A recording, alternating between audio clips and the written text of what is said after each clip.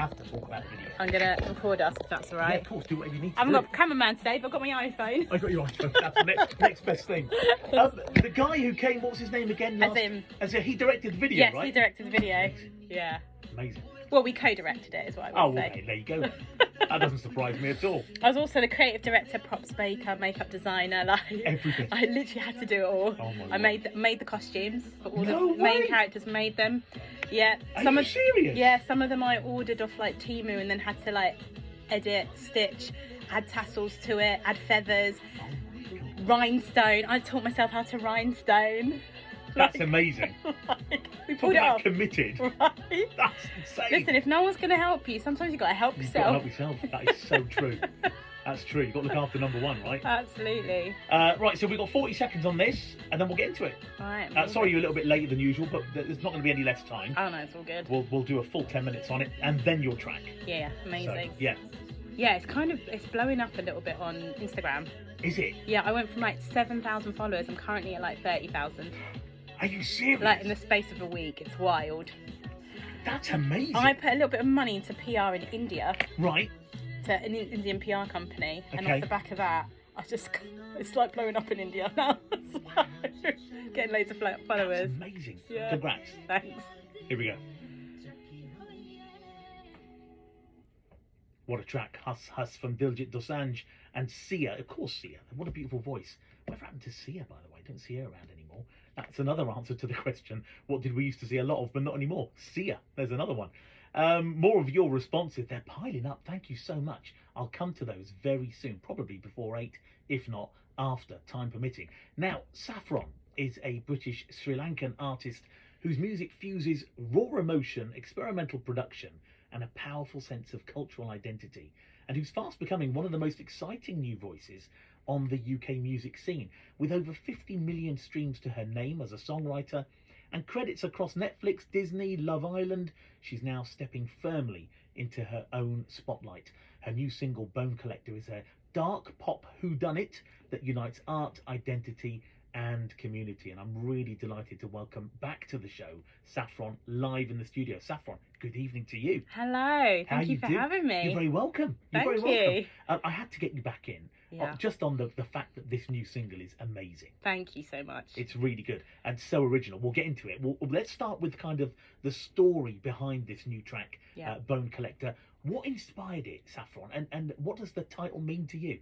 Okay, so a few points of inspiration. I think I really wanted, when I was writing the album, so this is one of the tracks for the album, I wanted to write a song that flipped the script on prejudice and microaggressions. Sometimes when you're held to a different standard to like my counterparts, being a woman of colour, Yeah. I wanted to write, it feels a little bit like sometimes people are like just collecting faults, and something that's like a level 2 like annoyance gets escalated to like a level 10, Right. simply because you're you. Yeah. Right, and there are certain structures that we have to kind of operate under. And I wanted to write a song that was, well, what if we could take this pain point and move it towards a point of empowerment? Okay. So that was the first inspiration. I wanted to write a flip the script song, so that was really on my heart to do.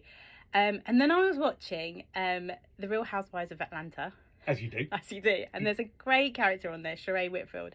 And she's called the Bone Collector. So there's this kind of running joke in the series that she's the Bone Collector, because she's the one that will basically hold people to account. She's like holding people accountable, but they're like, oh, you're collecting bones. And I just thought this concept of a bone collector really rang true. There's a real point of resonance with it. Yeah. And I thought, how fun would it be to write a song called Bone Collector, Right. about how it feels like everyone's kind of pointing out your flaws, collecting bones, but what they don't realise is I'm playing the long game.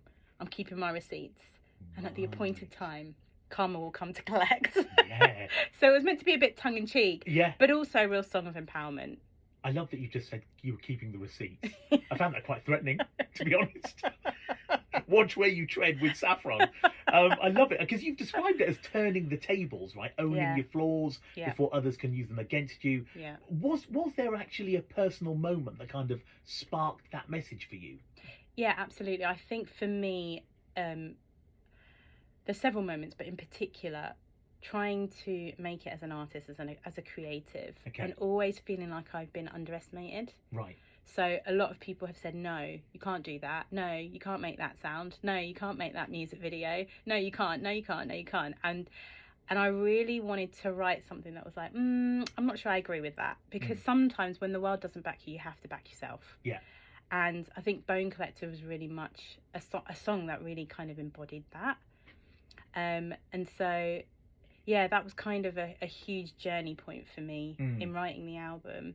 But also really wanting to hone down on this feeling of otherness, like whenever you've been othered or you've been stuck in the in-between space, right, or you don't quite fit here and you don't quite fit there, so people don't know where to put you. Okay. You almost have to build somewhere to put yourself. That makes a lot of sense. Yeah. Yeah, it does. I love that. Let's talk about the video. Yes. Because I've seen it twice. Okay. And Thank you. It looks incredible. It just looks visually stunning. Yeah. Part Cluedo, kind of part Halloween mystery. Yeah. Filmed right here in Northamptonshire. That's right, at Malton Grange. Malton Grange. Yeah. What was it like kind of bringing that world to life, and how did the local creative community come together for this? So when I was writing Bone Collector, I was like, oh, this needs a music video. So like when we were writing it, I knew at some point, I didn't know how, but I wanted to make something visual. And I think Bone Collector kind of lends itself well to Halloween anyway. It does, and the idea of skeletons. And I really wanted to play a character that had this real nuance. It's like, are they the good guy? Are they the bad guy? Like, it really wanted to show the humanity. Like, you don't know who's the bad guy in the video. Like, you're trying to figure it out. Yeah. But it was really this concept of like, we as human beings are complex and we are not linear in the way that we are as human beings. Right. You know, we have the capacity to be good and bad. You know, we have the capacity to be all of those things. And so I wanted to kind of capture a storyline that embodied that. And I just thought, how cool would it be if we interweaved some sort of commonality with the Halloween theme. Cluedo came to mind. Okay. Because I was like, oh, murder mystery. And then we were literally just Googling venues in Northamptonshire because I wanted to film it locally. Yeah. And Malton Grange came up on Airbnb. So we just went to visit Malton Grange. Okay. Got in touch with the owners. Incredible family, lovely lady called Rosie, and just shared the vision with her, and she just really caught on, was like, yeah, absolutely, use Malton Grange. Wow. So that's kind of how it landed there. And then it was like, okay, I have no money to make this as an independent artist. Right. I'm going to have to self-fund this. How can I make this for as little as possible? Yeah. Basically. And so I ended up making most of the costumes myself, all of the props. I had an incredible art director, Emily, and we just went around to all the different charity shops across Northampton. Right. And basically all the props are from charity shops. That's amazing. And all of the props are handmade. A lot of them are handmade. A lot of them we just made ourselves. And just from charity shops, sticking bits together, buying costumes, adding feathers and rhinestones. I taught myself how to rhinestone. But it just looks, you'd never guess, right? This looks like a big budget music video. Yeah. It really does. And then I just put a note on Facebook and said, hey, anyone local in Northamptonshire want to come and shoot a music video? Right. And the community responded. I messaged a couple of friends who I knew were actors as well and said, hey, look, I've got no budgets, but I will feed you and I will pay your expenses. Fair enough. Fair enough. So we made sure everyone was really well fed and watered on the set as well. I mean, you sent a really good kind of PR piece to me, and I was reading through that, and you know, the set was praised for being inclusive and positive and well-being focused, which I hear is kind of rare in music video shoots. Yeah.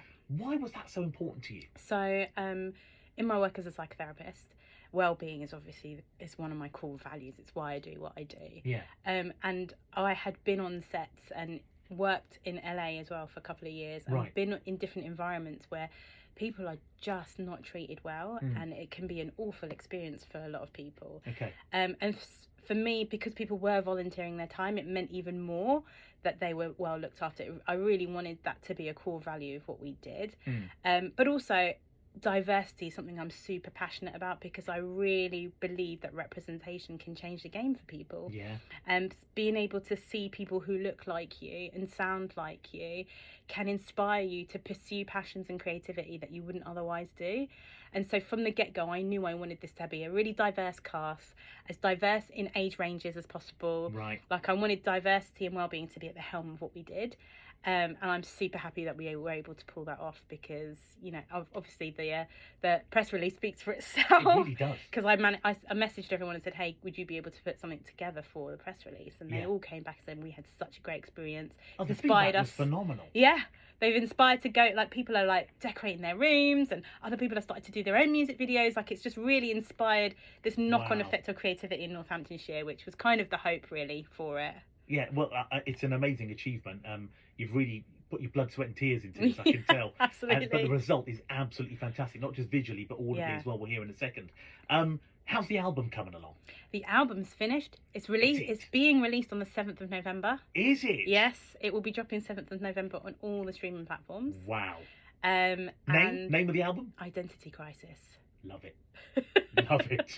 And it is a sonic identity crisis in that every song from the album is a different genre. Okay. And I wanted to show that because, you know, part of me growing up as this kind of an artist, I've always felt like I was too Eastern for the West and too Western for the East. Right. And I'm a real in-betweener.